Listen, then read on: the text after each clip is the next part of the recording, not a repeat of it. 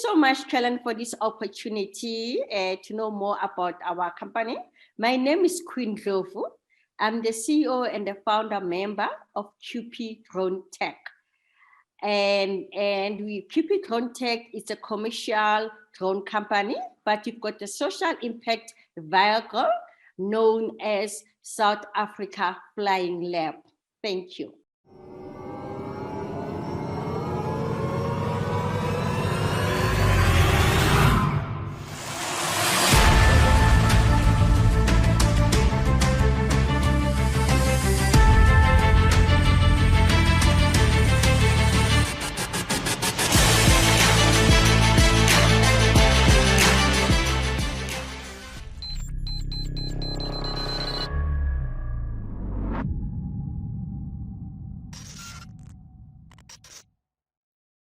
Hey, it's Kellen, and today on Diversified Game, I have the queen of drones. I almost want to say the queen of drones in South Africa, or the queen of South Africa, but that could be controversial because somebody will be saying, hold on, that's my title. So I welcome the queen of the flying labs. This is a woman in drones, and that is a very rare thing no matter where you are in the world. So what I want you guys to do is take notes. I want you to listen, or if those of you who are watching, I want you to make sure that you share this with somebody, because women in drones is growing. And I featured other women in drones, and I'm going to keep showing you women in drones because it is not a male, only field. Women are more than welcome. So welcome, Queen, to the show. How are you doing today? Thank you. Thank you. I'm feeling excited and looking forward to be talking to you.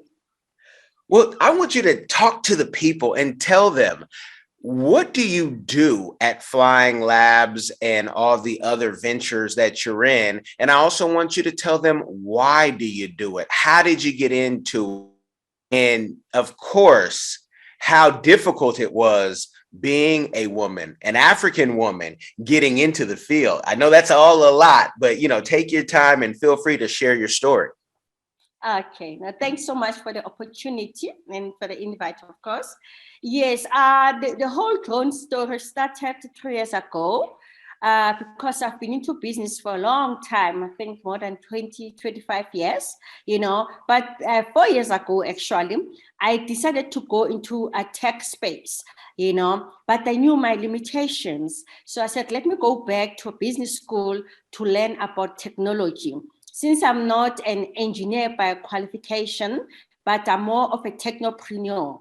That means that I partner, I'm just a businesswoman, and partner with technical people and do business with them, So I went to Wits Business School, it's one of the prominent business schools in South Africa, where they exposed me to this drone technology. And upon finishing my master's in entrepreneurship, in which one modules one on drone technology, because I also decided, by the way, that I want to be a global player, because in my previous businesses, I was just doing business in South Africa, but I now wanted to be a global player. So immediately after completing my master's degree from business school, I went to China, because during those times, I realized that China is one of the leading countries that are leading in this technology, drone technology. So I was based in Shenzhen for 6 months. It's kind of a Silicon Valley of China, where I got exposure with drone technology. And then upon coming back, then I launched my business known as QP Drone Tech, And the business model that I was pushing, of course, was because I saw the niche market, and it's what I learned from China, that they were big in manufacturing this drone. So my big ambition was that I want to open a factory in South Africa, whereby we are building and manufacturing these drones here, But unfortunately, it was difficult for me to secure funding to have this smart factory. Hence, I pivoted into services, that while I'm busy attracting investment to build a factory, let me pivot and offer services. And then I partnered with people that were already in the services space. And yeah, hence I'm big on services now, without forgetting the older dream, or the previous business model of building, which became, by the way, a blessing in disguise, because now we offer services, drone services to clients, and I begin to understand their pain, that the drones that we are using, they're not necessarily managing their pain. It's either they're not weather resistant to African market, or the sensors not talking to them, and all of that. So now what I did in a nutshell, it's vertical integration, where I know that as much as you want to build, but because of the first-hand experience with services, we're gonna be building drones that are informed by what is happening out there in the market, you know. The last one is the South African Flying Lab, which is our social impact vehicle. Why are we saying that? It's an opportunity that, by the way, I got through a global company called We Robotics, in which they have all these flying lab concepts in most of the countries. I think 33 countries in which they are present now. And we're so fortunate because me and my partners and I got invited to be a South African flying lab. We pitched, there was a lot of due diligence that was done, and we were chosen as a South African flying lab, whereby we plow back into local communities where through STEM projects we teach or introduce the young ones and the youth on drone technology, the career option they have, the business opportunity they can have using this particular yes. So it's a kind of a social impact project. Maybe for now, let me stop there. I don't know if you want me to continue, but let me pause to give you an opportunity to engage me further. Thank you.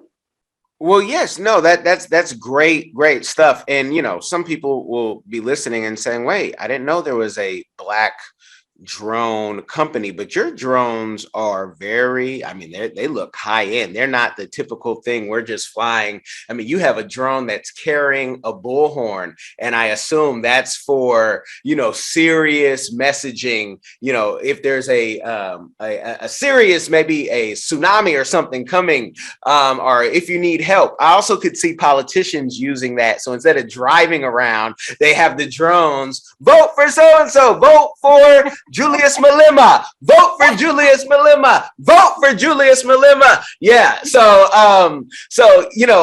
you tell the people, are your drones more for the end user? Are they more for the surveyors? Are those who are delivering, medicine, possibly food to people? Yes. Through experience, I've learned not to inbox myself. I used to say I'm a aspiring drone manufacturer, but now thanks to one accelerator that I attended after coming back from China here in South Africa, where they advised me, call yourself a service provider so that you don't limit yourself. Hence, even in the services that you are offering, we don't say you are a service provider that is focusing on drone delivery. Because a drone is a drone. What you do, you can use it for different application. It depends on your mission. For instance, we've got clients that are interested that we do drone delivery, so we use a different payload for that. There are clients that are interested that we do disaster management. We just change a sensor for that. Of course, there are cases where you have to change the drone as well. So we're calling ourselves a service provider because we say, should you want us to offer drone services for security surveillance, we've got a sensor for that. Want us to do delivery, we also offer that services. Hence, our strength is collaborations. We provide with many other service providers that have different sensors.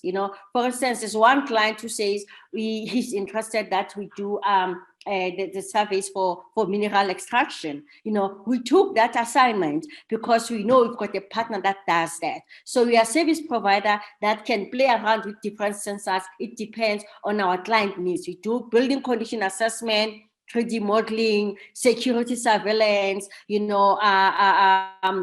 as you said, the one that is going to our new baby that will be launching soon on delivery, yes. So yeah, so that's what makes us different, that we are not boxing ourselves on saying we can do one. Because of partnership, we are blessed with partnership, so we can offer anything in the drone space, yeah. Okay, now tell the people, especially those, the women listening, being a woman, being an African woman, getting into tech, anywhere you are as a woman in the world, it's not the same going up the ladder. Besides people trying you in the boardroom, you have to prove yourself that you know what you're talking about. So how has that journey been? And do you have any tips for any women who are, starting that journey, to say, always do this, because you're going to be judged more than a man, because you're going to be judged on even your physical look. So what you wear is either going to turn people on or off in multiple ways, and it's complex. It's more complex than I even know, except I hear in the boardroom, and I'm hearing people talk in 2022 still, like, really? That's what we're talking about? Her hair? We're talking about her hair. Either we're going to give the money or we're not. It's a great idea or it's not. So let's not bring up her fashion or her hair or her body type, because it doesn't mean anything in our progress or profit. Yes.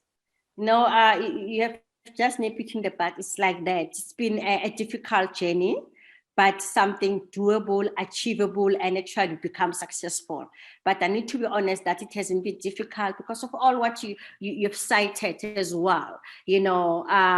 Where people are discriminating you, as I said that initially, saying that she's not even an engineer. How can she tell us? They don't understand that most of the engineers, they're just interested in innovating. They don't have necessarily the high entrepreneur orientation. While some of us come with that, it's our strength. So we work together and both of us become successful, So that's one discrimination that one sometimes faces, that you need to prove that how can you be in a techno space while you don't have that qualification. But I'm saying I am, and I'm learning. I talk the language now because I work with engineers all the time.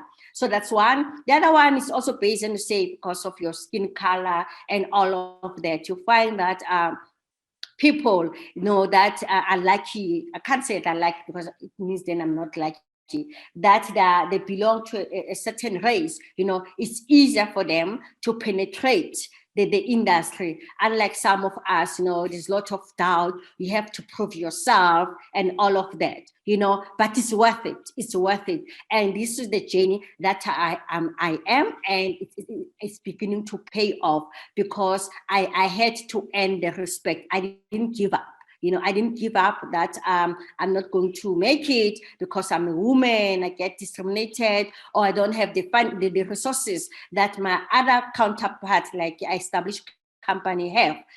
I said resource of whether I have resources or not, I'm going to be persistent. So it's important as women, and as specifically Black women, to keep on pushing, to be persistent, and also passion. I think that made me survive even in my previous businesses, that I'm passionate. I do something that interests me because I know that I go all out and I'm able to persevere even if it's difficult.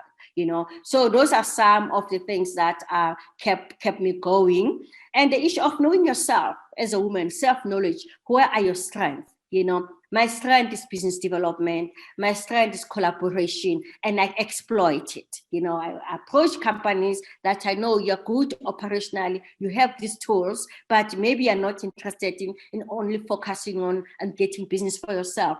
Let's see how we work together, and we have a win-win solution. So these are some of the stuff that I'm learning, and a lot of inspiration and motivating yourself. I read a lot of books, people that have been through this journey before, what made them success. And all of them, they share the same story. It wasn't easy, but because we believed in our vision, we believe in our dream, look at us today. Yeah, so these are some of the of the tips and advices I'll give to other women, that let's go for it, and let's become the unicorn. But we shouldn't forget to take other people on board, to take other young women whilst doing it, because then you enjoy your nutrition better, because you know that we have open space for other young generation to preoccupy the space and be sustainable as well. Yeah, thank you. Well, you put it so nicely. I won't put it so nicely, but I tell all the women, do not put up, in South Africa, the women don't put up with anybody's Masimba, my Zulu, no, don't. Julas Masimba. So funny. Yes, and I have more, but it might not be appropriate. So I can go deeper for the DDs out there. We'll let them know that we can, don't put up with anybody's stuff and keep fighting and keep pushing. Now, when you talk about getting funding, you say you have done business already. Is there at any point that you found where you've been able to say, you know what, I've proven myself in this area, that it becomes easier to get funds, or do you always seem to start at zero?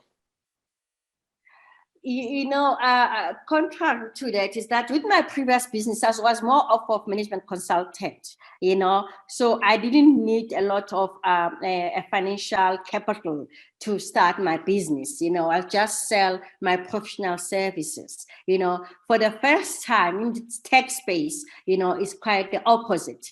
One needs to come with the resources. Like if I'm in a drone space, if I'm in operations, I need to have those drones, and if I want to build a factory, I need to have investment for it. So that's a cultural shock that as much as I thought I was very successful in my previous business, but I didn't need a lot of financial investment, but with this one, I do, But it's also doable, as I said, that because I partner with people that have resources, we share each other's strength and we move forward, yeah. Okay.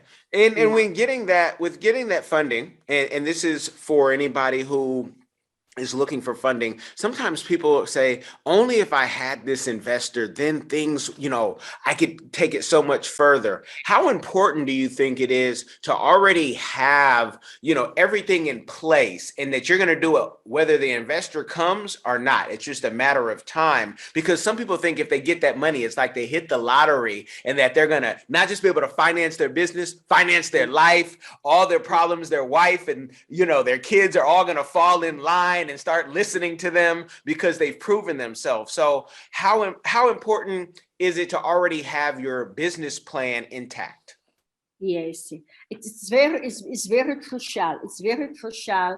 And as you said, that is not only about you having that financial literacy. Business involves a lot of other aspects, making your client happy as well, and making them happy in terms of the service, of course, and aftercare service, but how you cost, having said about costing, because most of us as a startup or as a small business or whatever you want to relate ourselves with, is that you believe that you must always under cost, but that also kills the business. You need to sustain yourself. It cannot be too costly. You can also not under cost yourself. So having that kind of financial literacy in terms of costing, but more than anything else is the service delivery.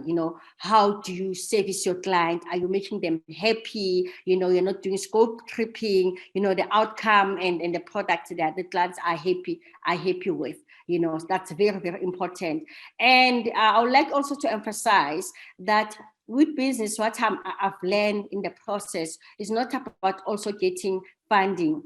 Maybe my business associate always reminds me that maybe it's a blessing in disguise that you didn't get a secure funding at the beginning of this project with your manufacturing.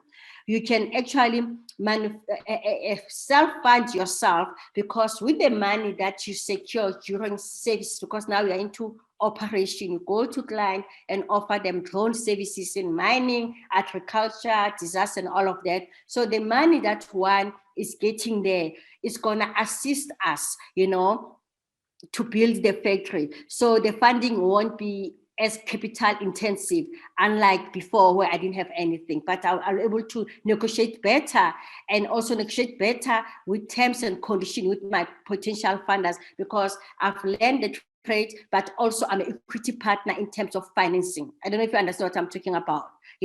So those are the lessons that I'm learning in terms of investment, that are sometimes a blessing disguise, that you don't have money at the beginning, but you do your thing, you learn a lot, you learn the industry, and you negotiate better. And the money that you think you needed, you realize that you actually need less than what you thought you needed at the beginning, in terms of negotiating better. Yeah. So you end up learning to pivot and asking for lesser money than before. Yeah. Now, this is the best part of business, I think, for this next question. Mm-hmm. After you have proven yourself, the journey, it's not over, the best is yet to come, but you're able to, feed yourself, you're able to hire others and feed others. What is your community give back that you were doing or that you plan to do in the future? Yes. Oh, I'm very passionate about community work, by the way. You remember I mentioned at the beginning of this interview that I'm a member of a South African Flying Lab. It's QP Tech, who is a license holder of community work through South African Flying Lab. But also, of course, I've got my business partner, Mr. Jack Shulubane, who's the technical director of Flying Lab. This is how we plow back, because you go out into the community and teach them about the power of being active into this new space of drone technology, So we empower our local community, how and when they can use drone, and how can they change the mindset so that also they become financially sustainable. Hence, I mentioned at the beginning that we teach young ones on the career, on various career options into the space, on business, various business opportunity. So this is how we plow back by running a lot of drone awareness workshop in the local communities, like train them to be drone pilot, maintenance, drone maintenance training. So knowing the space, But other than me being into the space of plowing back with this drone industry, I've been doing this all my life. Like, I'm a deputy president for YMCAs in Africa continent, and it's a volunteer. I'm a volunteer there. I'm not getting paid for it. But what I do there, of course, obvious, because they had to bless it, and give me that role. What we do as volunteers in YMCAs in Africa is that I empower them on social entrepreneurship, how to assist their local communities, but using the concept of social entrepreneurship, because this social enterprise is all about social innovation. So there's a lot of tech that is used, but that is locally based, culturally based. So it's all about social innovation. It's about sustainability. It's about giving back the impact. What are the problems in the community? Hence, using YMCA, I'm able to plow back, empowering the youth in Africa on social enterprise, how to run it, how to own it, and making impact in in Africa. And no one is paying me, because I believe in plowing back into the community. So with QP Drone Tech, it's a commercial company where, of course, we make our money and profit. But this South African Flying Lab, it's a social impact vehicle. And African Alliance YMCA, big shout out to you, and feel free to take this interview and share it to that whole audience so they can be inspired, which I know at African Young Voices Radio and Spotify and iTunes, everywhere else people can hear this, YouTube, you guys have been inspired. If people want to connect, especially, Sierra Leone, hearing about African Alliance YMCA, they say, you know what, we would love to, be able to, tap in, learn more, see how we can bring this to our countries in Africa. Where's the best place for them to reach out to you if they have an organized idea and plan? You got to have your stuff. Don't just call and start mumbling with that learned helplessness. No. You got to have a plan. But where's the best place for them to reach out to you? Yes, so thank you. I am, of course, as I mentioned, two entities. Of course, South African Flying Lab, where I'm a member, but also with YMCA. It's a global organization. I think they know it. And luckily for us, you won't believe, there's YMCA in Sierra Leone, you know. So, and there's, if I'm not wrong, there's also Sierra Leone Flying Labs, because flying labs, I mentioned that they're in 33 countries. I just need to confirm that, but I think there is. So what we do, like what you have done in South Africa YMCA has partnered with South Africa Flying Lab.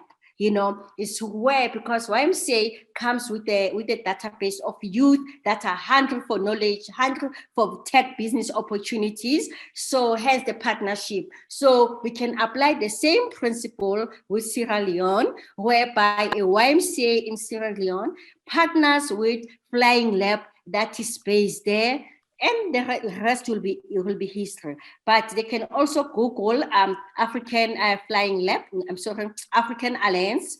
We've got a website, and I don't mind also to share my email address with you so that you share with them. But African Alliance, we're based in Kenya, Nairobi. Our office there. They can check how are we assisting the youth there. Or alternatively, we've got a website for South African Flying Lab, where they can drop me an email, and we can take it from there, where I can hook up the two agencies, the YMCA and the Flying Lab in Sierra Leone, how we can work together with them to assist them. Well, Sierra Leone, you got the game. Nairobi, Kenya to Mombasa, Uhaligani, you got the game. And you guys, if you do nothing else, I want you again to share this with somebody. It will change their life. Queen, I thank you for coming on and sharing the game with us. Thank you so much. Thanks for the opportunity. I hope I didn't disappoint our audience there. But I'm available, like I've got website, PP Drone Tech, South African Flying Lab for any other engagement outside this. I love youth, I love young people, and I'm very humble to keep on inspiring them. Thank you. I hope I have. Amen. You guys share this, be blessed. Hi guys, I'm Kai Gabiam from the Diaspora channel, a lover of Africa. If you love Africa as well and you would love to visit one day or to relocate to Africa, there is a course out there for you. And this course is My First Trip to Africa, a course well put together by a seasoned traveler, Kellen Cash Coleman. This course is designed to prepare you to travel better, which will save you both time and money. And the great news is this course costs only $20, guys. It can't get any better. Go right now and enroll to this course at www.diversifiedgame.com. Don't miss out.